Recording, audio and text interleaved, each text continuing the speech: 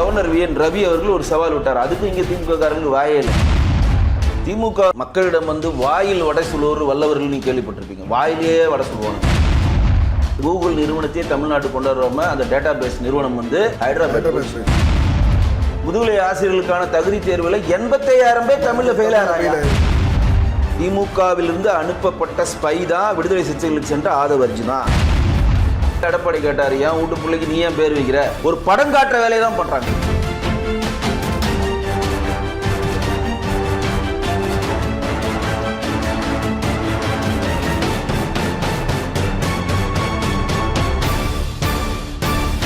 நம் தமிழ் நேயர்களுக்கு வணக்கம்.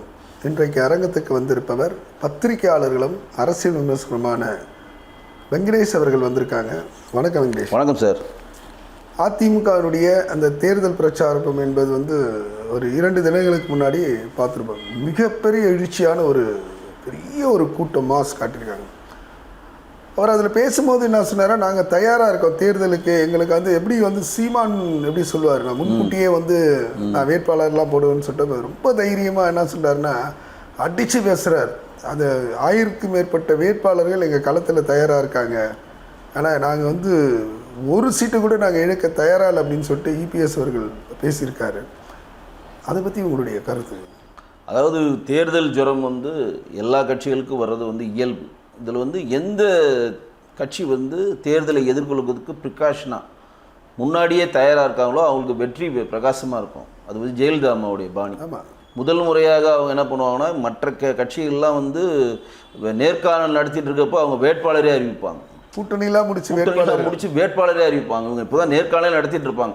ஒரு தொகுதிக்குலேருந்து திமுகலாம் வந்து வர வச்சு அவங்க இருக்கும் அவங்களுக்கு. ஆமாம், அது வந்து ஏன் அப்படின்னா அந்த தொகுதிக்கான வேட்பாளரை முன்னாடியே சொல்லிவிட்டு அந்த தொகுதியில் இறங்கி வேலை பார்க்குறப்போ அவங்களுக்கான அந்த வேலைக்கான அதிகமான டைம் கொடுக்கலாம், அவங்களுக்கு வெற்றி பிரகாசமாகும், வியூகளை அமைக்கலாம். அங்கே வேறு என்ன மைனஸ்ன்றது நமக்கு நிறைய டைம் இருந்தால் தெரிஞ்சுக்கலாம். அந்த மைனஸை எப்படி சரி பண்ணலான்ற பல அட்வான்டேஜஸ் அதில் இருக்குது. அது ஜெயலலிதா அம்மாவை பாணியை பார்த்து தான் சீமான் அடிச்சார் தவிர சீமான் பாணி கிடையாது. ஜெயலலிதா அம்மாவோட பாணி. சீமான் அதுக்கப்புறம் வந்து அவர் அறிவிக்கிறதுல வந்து பெரிய ஒரு வியப்புலாம் கிடையாது. அது யார் பணம் இருக்காங்களோ, யார் அந்த தொகுதியில் ஓரளவு செல்வாக்காக இருக்காங்களோ அதில் அறிவிச்சிட்டு போவார். அவர் பெரிய நேர்காணல் பண்ணுற மாதிரி நம்ம எங்கேயும் பார்த்ததில்ல. அவர் எங்கன்னா நேர்காணல் பண்ணி பார்த்துருக்கீங்களா?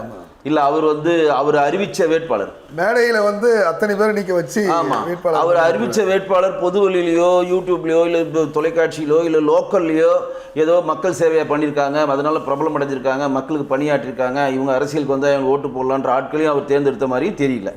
மாற்று கட்சியிலேருந்து வந்தவர்களுக்கான முன்னுரிமை கொடுத்தாரான்னு தெரியல. ஸோ அவர் வந்து ஜெயலலிதா அம்மா பாணியை பயன்படுத்தி நான் வந்து 50% பெண்களும் 50% ஆண்களும் அறிவிக்கிறேன். ஏன்னா அவர் வந்து கம்பை எங்கே வேணால் சுற்றலாம், அவருக்கு இழக்கிறதுக்கு இன்னும் கிடையாது. இப்போ சீமானவர்களை வந்து இழப்பதற்கு அவருக்கு ஒன்றும் கிடையாது. அவர் கம்பை எங்கே வேணால் சுற்றலாம், திமுக சுற்றலாம், அதிமுக சுற்றலாம், BJP சுற்றலாம், தாவேகா சுற்றலாம், யாரை வேணால் வந்து அடித்து பேசலாம், எங்கே வேணால் சுற்றலாம். அவருக்கு இழக்கிறதுக்கு ஒன்றும் இல்லை.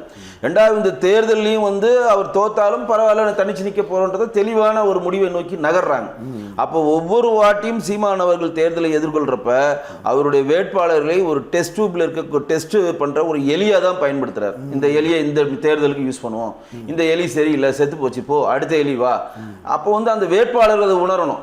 இப்போ ஒரு வேட்பாளர் தேர்தல் எதுக்கு நிற்கல? அதில் ஒன்று வெங்கடேஷ், நம்ம என்ன பார்க்கணுன்னா, நீங்கள் செத்த எலின்றீங்க, ஆனால் வந்து அவர் தைரியமாக களத்தில் நிற்க வைக்கிறாங்களே, எந்த ஒரு எந்த ஒரு எதிர்பார்ப்பும் இல்லாமல் நிற்கக்கூடிய ஆட்களாக தானே இருக்காங்க. இல்லை, நான் சொல்கிறது எப்படின்னா, எந்த ஒரு எதிர்பார்ப்பு இல்லாமல் தேர்தலில் ஆட்கள் நிற்கிறாங்கன்றதை நான் ஒத்துக்கிறேன். ஆனால் எப்பேற்பட்டாலும் தேர்தலில் நின்னாங்கன்னா, நான் 2 வாட்டி தேர்தல் நின்றுருக்கேன், கவுன்சில் தேர்தல் நின்றுருக்கேன். அதுக்கே நான் எவ்வளோ செலவு பண்ணேன்னு தெரியும். அப்போ ஒரு சட்டசபை தேர்தல் நிற்கணும்னா நீங்கள் இப்போ வாக்காளர்கள் பணம் கொடுக்கணுன்றதை தாண்டி மினிமமாக அந்த ஜாகிரிஃபர் லிமிட்டுக்குள்ளே அந்த சட்டசபை தொகுதிக்குள்ளே நீங்கள் சுற்றணும்னா அதுக்கு மினிமமான ஒரு அமௌண்ட் நீங்கள் செலவு பண்ணியே ஆகணும். ஆமாம், EPS அவர்கள் வந்து தைரியமாக வந்து 1000 பேர் சொன்னாங்க. அதே வழியில் வந்து திமுகவுடைய நிர்வாகம் என்ன பண்ணால், அதனுடைய தலைவர் வந்து ஒவ்வொரு மாவட்டத்துடைய அந்த சட்டமன்ற தொகுதி சேர்ந்த சட்டமன்ற உறுப்பினர்களாக வந்து சந்திச்சுட்டு இருக்காரு.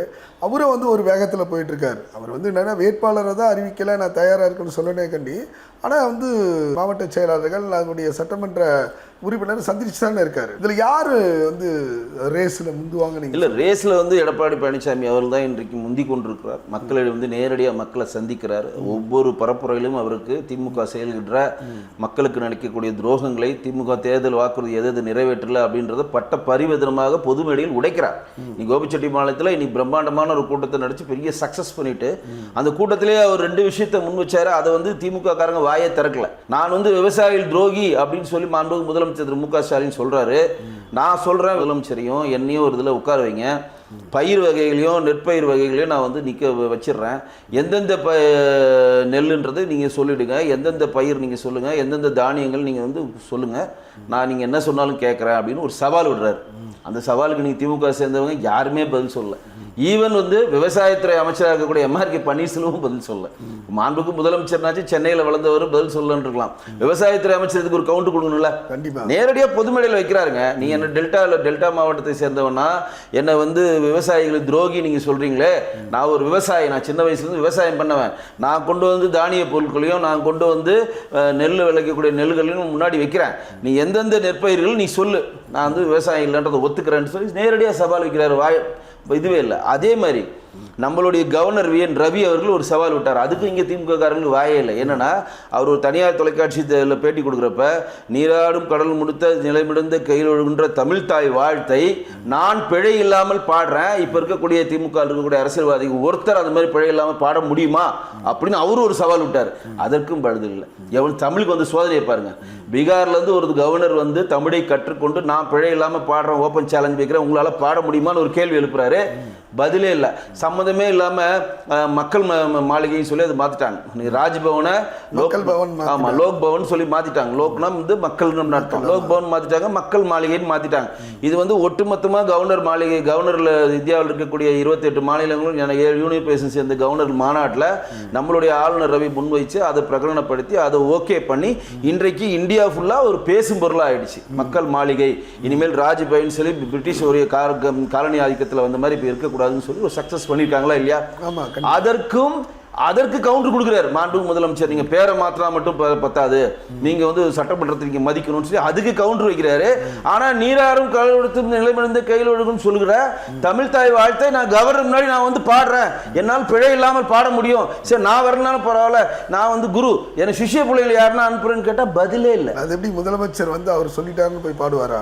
பாடுறேன். நான் சொல்றது, ஒருத்தர் ஓப்பன் சேலஞ்ச் வைக்கிறப்ப அது கவுண்டர் ராசி நீங்க கொடுக்கணுங்க. இன்னைக்கு எடப்பாடி அவர்கள் நின்னா ஒரு விஷயம் சொல்றாங்க, உட்கார்ந்தா ஒரு விஷயத்துக்கு சேலஞ்ச் பண்றாங்க. அப்ப எடப்பாடி பழனிசாமி அவர்களே நீ டெல்டா மாவட்டத்துக்காரன்னு விவசாயிகளை துரோகி நீங்க சொல்றியே, நான் துரோகி இல்ல, நான் வந்து விவசாயி, நான் நெற்பயிர்ல சொல்றேன், இது இந்த நெல் இது, இந்த நெல் இது, இந்த நெல் இது, இந்த தானியம் இது, இந்த தானியம் இது, தானியம் இது என்னால சொல்ல முடியும், நீனு வந்து போட்டியில உட்கார்ந்து உன்னால சொல்ல முடியுமா அப்படின்னு சேலஞ்ச் வைக்கிறாரு. பதிலே இல்ல. அப்ப என்னன்னா, தேவையில்லாத விஷயத்தை முன்னுரிமை கொடுக்கறது மட்டும் தான் இவங்க நகர்த்துறாங்க தவிர மக்களுக்கு தேவையான பணியை ஆட்டத்துல கிடையாது. வெங்கடேஷ், அதே போல வந்து திமுக ஆட்சியில் வந்து கிட்டத்தட்ட வந்து 4 முறை வெளிநாட்டு சுற்றுப்பயணம் மேற்கொண்ட முதலமைச்சர் வந்து பல லட்சம் மதிப்புள்ள முதலீடுகள் வந்து கொண்டு வந்திருக்காரு. நிறைய பேருக்கு வந்து வேலை வாய்ப்புகள் வழங்கியிருக்கு திமுக ஆட்சி. உண்மையிலே வந்து அதனுடைய நடைமுறைகள் பத்தி உங்களுக்கு தெரியுமா? திமுக அவர்கள் வந்து மக்களிடம் வந்து வாயில் வடை சுடுவோர் வல்லவர்கள் நீ கேள்விப்பட்டிருப்பீங்க. வாயிலேயே வடை சுடுவானுங்க. தோ வருதுச்சு, தோ வந்துருச்சு, அங்கிருந்து கொட்டுது, இங்கிருந்து கொட்டுது, நாங்க தான் நம்பர் 1, நாங்க தான் 11.48% தமிழ்நாட்டுடைய முதன்மை மாநிலம், நாங்க அதுல நம்பர் 1, நீங்க இதுல நம்பர் 1 அப்படின்னு சொல்லி வாயில தான் வடை சுடுவானுங்க. இங்கே வந்த கம்பெனிஸ், இப்போ தைவான் கம்பெனியான பாஸ்கான் கம்பெனி ஆகட்டும், தென்கொரிய கம்பெனி ஹியூமன் பின் அந்த கம்பெனி ஆகட்டும், தமிழ்நாட்டில் பிறந்து இங்கே இருக்கக்கூடிய ஜவஹர் வித்யா ஸ்கூலில் படித்த நம்மளுடைய பச்சை தமிழனான கூகுளுடைய செயல் தலைவராக இருக்கக்கூடிய, செயல்துறை அதிகாரியாக இருக்கக்கூடிய சுந்தர் பிச்சையினுடைய அந்த கூகுள் நிறுவனத்தையே தமிழ்நாட்டு கொண்டு வராம அந்த டேட்டா பேஸ் நிறுவனம் வந்து எங்கே போயிடுச்சு? ஹைதராபாத் போயிடுச்சு. எவ்வளோ பெரிய பல லட்சம் கோடி மதிப்பான அந்த நிறுவனமே ஹைதராபாத்துக்கு தரவாத்தி நீங்கள் விசாரணை பண்ணுறதுல போய் உட்காந்துட்டு சந்திரபாபு நாயுடு அது தட்டிட்டு போயிட்டார். அப்போ நீங்கள் வந்து வெளிநாட்டிலேருந்து ஜப்பான் போகிறேன், நான் வந்து அமெரிக்கா போகிறேன், நான் வந்து சிங்கப்பூர் போனேன், துபாய் போனேன், இது வந்துச்சு அது வந்துச்சுன்னு வாயில தான் வந்துச்சு தவிர வெள்ளை அறிக்கையாக எதுவுமே காணும். எதனா தொழிற்சாலையை காட்டுங்கன்னா அது காட்ட மாட்டேன்றாங்க. இப்போ இடையில கூட இந்த தூத்துக்குடியில் ஏதோ ஒரு அது ஒன்று தாங்க இல்லை அந்த நிறுவனம் வந்து ஆந்திராவுக்கு இப்போ சமீபத்தில் போச்சுன்னு சொன்னாங்க. இந்த கால்நடை, அதாவது ஆத்தூரில் இருக்கக்கூடிய கால்நடை வேளாண்மை சம்பந்தமான ஒரு கால்நடை வேளாண்மை சம்பந்தமான மிகப்பெரிய ஒரு பூங்காவை எடப்பாடி ஆட்சியில் வந்து பூஜை போட்டு அது திறக்கிற டைமில் தான் ஆட்சி மாறிச்சு. இப்போ வரையும் அது திறக்க மாட்டேன்றாங்க அவங்க. அதே மாதிரி ராணிப்பேட்டையில் வந்து ஓலா கம்பெனியை எடப்பாடி அவர்கள் முடிச்சு திறக்கிற தருவாயில் ஆட்சி மாறிச்சு. கோயம்புத்தூரில் கட்டின 10 நீளம் உள்ள ஜிடி நாயுடு பாலமும் எடப்பாடி ஆட்சி காலத்தில் கட்டமைக்கப்பட்டு 80% முடிஞ்சு 20% இவங்க நினச்சிட்டு இவங்க பாலத்தை தெரிஞ்சு அதுதான் எடப்பாடி கேட்டார், என் வீட்டு பிள்ளைக்கு நீ ஏன் பேர் வைக்கிற, என் பிள்ளைக்கு நான் தானே பேர் வைக்கணும், என் பிள்ளைக்கு நீங்கள் ஏன் பேர் வைக்கிறீங்களா இந்த கேள்வி வைக்கிறாங்க. கிட்டத்தட்ட என்ன சொல்கிறார் மாண்பு முதலமைச்சர், 10 லட்சம் கோடி வெளிநாட்டிலேருந்து உலக முதலீடு மாநாட்டின் மூலம் வெளிநாட்டில் என்னோட சுற்றுப்பயணம் மூலம் வந்துருச்சு, 30 லட்சம் பேருக்கு வேலை கிடைச்சிச்சு அப்படின்னு சொன்னால் ராணிப்பேட்டையில் நல்லா கேளுங்க, ராணிப்பேட்டையில் வெறும் 50 பேருக்கு தான் ஒரு ஷூ தயாரிக்கிற கம்பெனிக்கான வேலை வாய்ப்பு ஓப்பன் டெண்டரில் போட்டிருக்கான், போஸ்டரில் போட்டிருக்கான் வெளியில். இந்த ராணிப்பேட்டையில் இருக்கக்கூடிய ஷூ கம்பெனிக்கு 50 பேர்கள் தேவை, 1000 இல்லை 10,000 பேர் கூடுறான் அந்த வேலையை தேடுறதுக்கு. அந்த 50 பேர் தான் அவன் கேட்குறான், சுற்று வட்டாரத்தில் இருக்கவங்க தான் முன்னுரிமைன்னு போடுறான், எங்கேருந்தோ போகிறான் அந்த வேலை கிடைக்காதான். அப்போ இவங்க சொன்ன வாயெல்லாம் இந்த வாயில் வடை சுட்டுறாங்க, நான் சொன்னது பொய் இல்லைல்ல.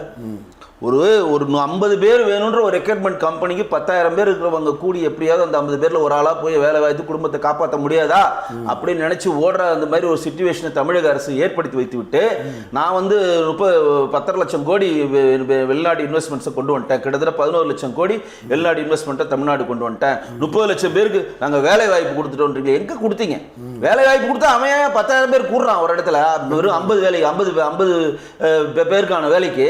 அப்போ பட்ட பரிபத்திரமாக திமுக அரசாங்கம் தன்னிடம் இருக்கக்கூடிய அடிமை ஊடகங்களை வைத்து பொய்யான பரப்புரையை வைத்து ஒரு படம் காட்டுற வேலையை தான் பண்றாங்க. படம் காட்டல வல்லவர்கள் படத்தை காட்டிக்கிட்டே இருப்பானுங்க. தமிழ் தமிழ் தமிழ் தமிழ்ன்றீங்களா? ஏன் தகுதி தேர்வில் முதுகலை ஆசிரியர்களுக்கான தகுதி தேர்வில் 85,000 பேர் தமிழில் ஃபெயில் ஆகிறாங்க, வாதியார் ஃபெயில் ஆகிறாங்க. எந்த ஊரில் கேள்விப்பட்டிருக்கலாங்க? தமிழ் சொல்லிக் கொடுக்கின்ற வாதியார்கள் ஃபெயில் ஆகுறாங்க. அப்போ நீங்கள் எங்கே தமிழை வளர்க்குறீங்க? நீங்கள் வெளி மாநிலத்தில் ஒருத்தன் ஃபெயில் ஆகிறோன்னா ஏற்றுப்போங்க, இங்கே நாங்கள் எல்லாமே தமிழன் தான் ரோல் மாடல், தமிழ் நீங்கள் சொல்கிறீங்களே, நாங்கள் தான் தமிழை வளர்க்குறோம். மாணவர்கள் எப்படி தமிழ் கற்று தருவாங்க? அப்போ எப்படி முதுநிலை, அதுவும் வந்து இடைநிலை கிடையாது, முதுநிலை ஆசிரியர்களுக்கான தகுதி தேர்வில் 85,000 ஆசிரியர்கள் வந்து தமிழுடைய தேர்விலே இப்போ நீங்கள் ஃபெயில் ஆனீங்கன்னா நீங்கள் என்ன மாதிரி தமிழை அவர்கள் கற்றுத்தருவீர்கள்? அப்போ இந்த எவ்வளோ பெரிய ஊழல் நடந்துகிட்டு இருக்கு நீங்கள் தெளிவாக புரியுதா இல்லையா? நீ கல்வி அமைச்சர் அன்பில் மகேஷ் வந்து நாங்கள் தான் உலகத்திலே சிறந்த மாடல்னு சொல்லி புக்கெல்லாம் வெளியிட்டாரு.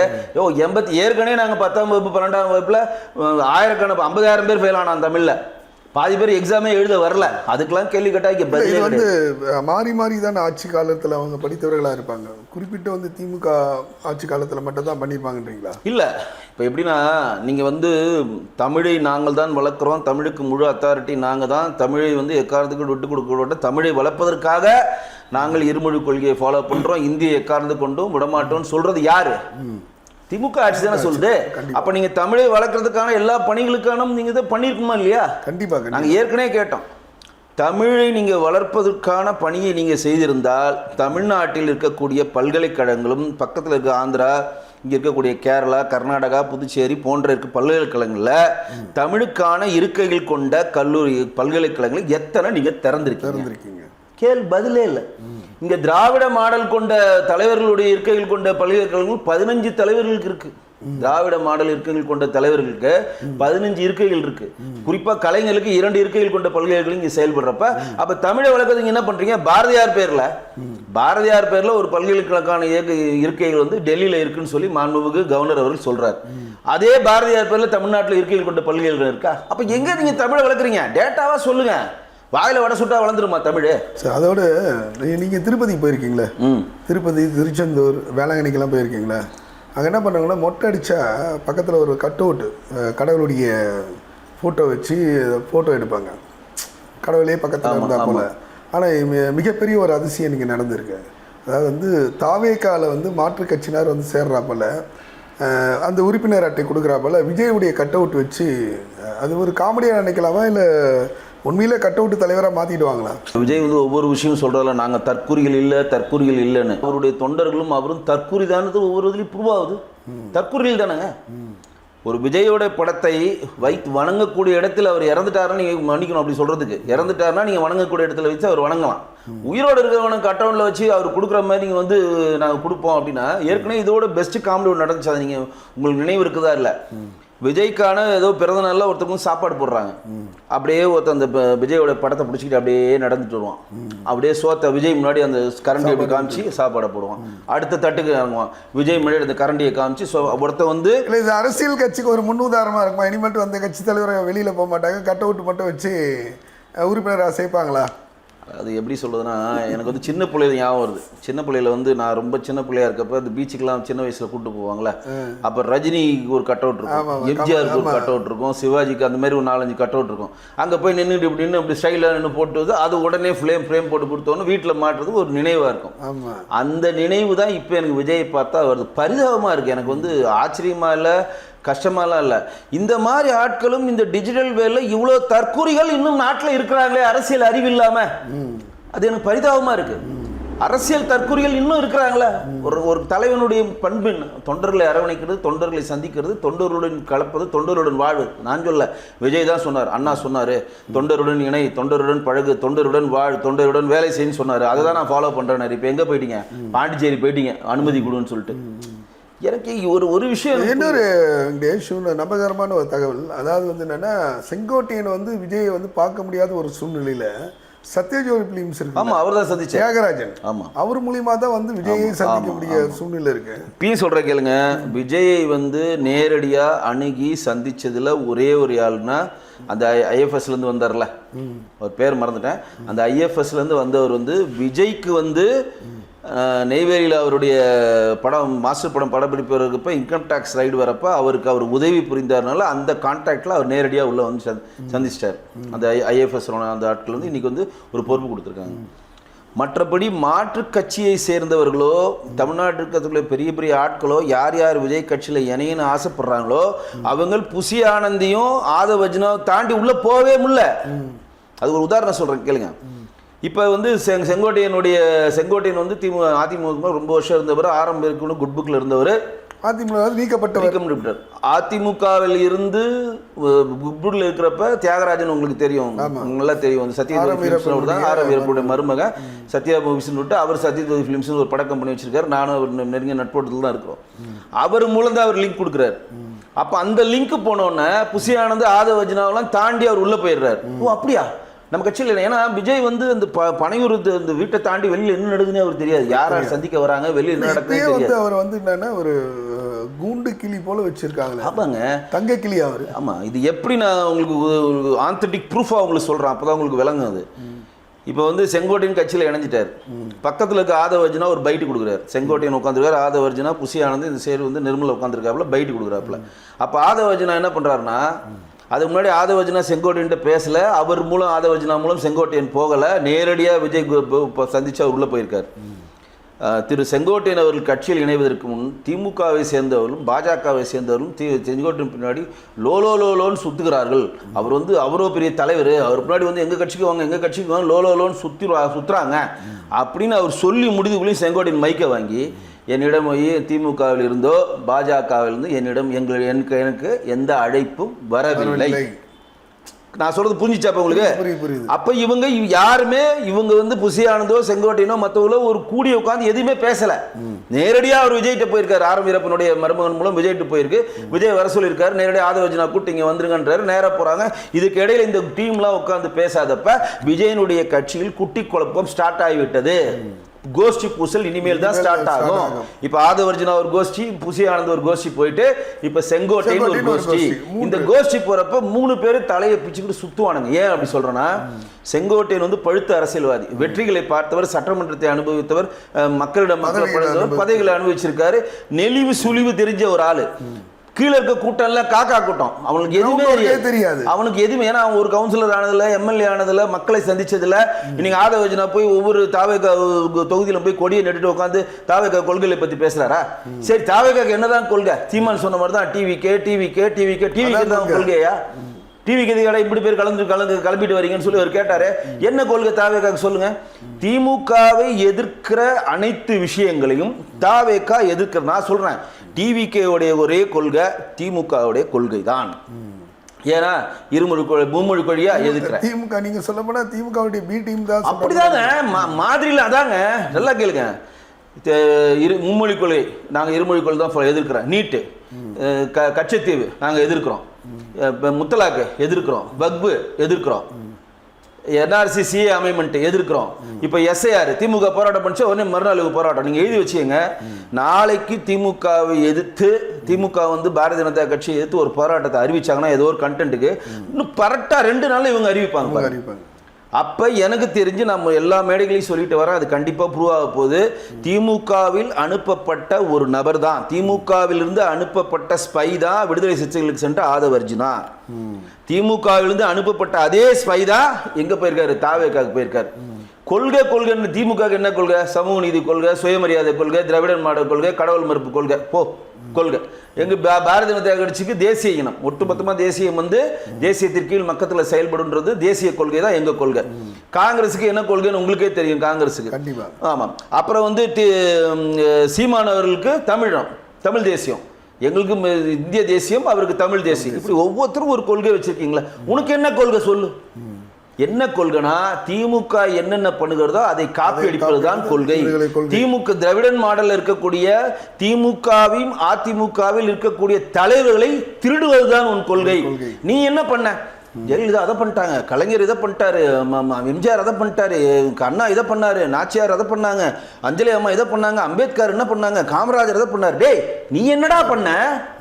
நீ தமிழ்நாடு தானே பிறந்த, உனக்கு இப்போ 50 வயசு ஆகுதுல, நீ இந்த 23 வயசு 25 வயசுல நடிக்க வேண்டியல, 25 வருஷம் நடிச்சிருக்கல, கோடியா சொத்து வச்சிருக்கல, என்ன செஞ்ச தமிழ்நாடு மக்களுக்கு? விஜயகாந்த் மாதிரி நான் இதை செஞ்சேன்னு ஒரு ப்ரூஃப் கொடு. விஜயகாந்த் இலவச மருத்துவமனை கட்டினார், நான் போயிருக்கேன், நான் சிகிச்சை பெற்றிருக்கேன். சாலிகிராமத்தில் அபுசாலி தெருவில் இலவச மருத்துவமனை ஒரு டாக்டரை போட்டு எல்லா மக்களுக்கும் இலவசமாக மருத்துவமனை கொடுத்தாரு. நீ கொடுத்துருக்கியா? அவர் கல்யாண மண்டபத்தில் அவர் தொண்டர்களுக்கு ஃப்ரீயாக கொடுத்தாரு, நீ கொடுத்துருக்கியா? நான் 5 மண்டபம் வச்சிருக்காருன்னா கொடுத்தியா? அது மட்டும் இல்லை, என்னுடைய கட்சியினுடைய தொண்டர்கள் யாராவது வந்தால் மண்டபத்தில் அட்லீஸ்ட் 50% கன்ஸ்ட்ரக்ஷனில் கொடுப்பவங்களால சொல்ல முடியுமா? முடியாது. கொரோனா பீரியடில் நீ என்னென்ன பண்ண பட்டியல் கொடு, எதுவுமே இல்லை. அப்போ இப்போ நீங்கள் சிபிஎஸ்சி ஸ்கூலுக்கு வந்து நான் வந்து மும்மொழி கொள்கை எதிர்க்கிறோம், இருமுறை கொள்கைன்னு சொல்கிறேன். ஆனால் உன் ஸ்கூலில் ஈசிஆர்ல மும்மொழி கொள்கை வச்சிருக்கேன், மும்மொழி கொள்கை வச்சு பணத்தை வாங்கி உள்ள போட்டுக்கிறேன். சரி, அந்த ஸ்கூல்ல நாச்சும் இலவசமா நாங்க ஒரு 100 மாணவர்களுக்கு இலவசமா படிப்பு சொல்லுங்க, துப்பு இருக்கா, திராணி இருக்கா, தில்லு இருக்கா? சுத்தி ஒன்றதான் கோடிக்கணக்கான பணம் இருக்கு. நல்ல பள்ளிக்கூடங்களுக்கு இலவசமா கொடு, அன்னதான மடங்களை தர, கல்யாண மண்டபங்களை திறந்து ஃப்ரீயா கொடு. எங்க தொண்டர்கள் அது செய்து விட்டார். இலவச குருதியகம் வைத்திருக்கிறோம், இலவச வழக்கறிஞர் பிரிவு வைத்திருக்கிறோம், இலவச அன்னதான பிரிவு வைத்திருக்கிறோம், இலவச போக்குவரத்து பிரிவு வச்சிருக்கோம். அவெல்லாம் வச்சிருக்கான், நீ என்ன வச்சிருக்க? நான் கேட்குற கேள்வி ஒன்று புரிஞ்சுங்க. இப்போ நான் தலைவனாட்டா என்கிட்ட இருக்க கீழே இருக்க தொண்டர்கள் என்கிட்ட நல்ல பேர் எடுக்கனால அவன் சொந்த காசை போட்டு செலவு பண்ணுவான். கரெக்டா? கண்டிப்பா. இப்போ ஒரு கூட்டத்தில் மாவட்ட தலைவர் ஒருத்தர் போறாரு. இப்போ அவங்க கரூரில் ஒரு கூட்டம் போடுறாங்கன்னா, இப்போ மாவட்டத்தில் மதிய 7 ரூபா கடூர் கூட்டம், மொத்த செலவு 10 லட்சம், நீ தான் கொடுக்கணும், நீ தான் மாவட்ட தலைவர். நீ வசூல் பண்ணியோ, வண்டி ஹோட்டலில் போய் கேட்பியோ, நகையை அடகு வைப்பியோ, சேடுகிட்ட பணம் வைப்பியோ, வீட்டை வைப்பியோ, எனக்கு தெரியாது. 10 லட்சம் பொறுப்பு, நீ தான் மாவட்ட செயலாளர். பல்வேறு கருத்துக்கள் நீங்கள் வந்து ரொம்ப அருமையாக நீங்கள் பதிவு பண்ணியிருக்கீங்க. அதிமுக வந்து எப்போவுமே வந்து அம்மாவுடைய பாணியில் வந்து ரேஸில் முந்துவாங்க. வேட்பாளராக இருந்தாலும் சரி, மற்ற தொகுதி இருந்தாலும் சரி. 2026 தேர்தல் நெருங்க பல மாற்றங்கள் வரும்னு சொல்லி நம்ம எதிர்பார்க்கலாம். நன்றி வெங்கடேஷ். நன்றி.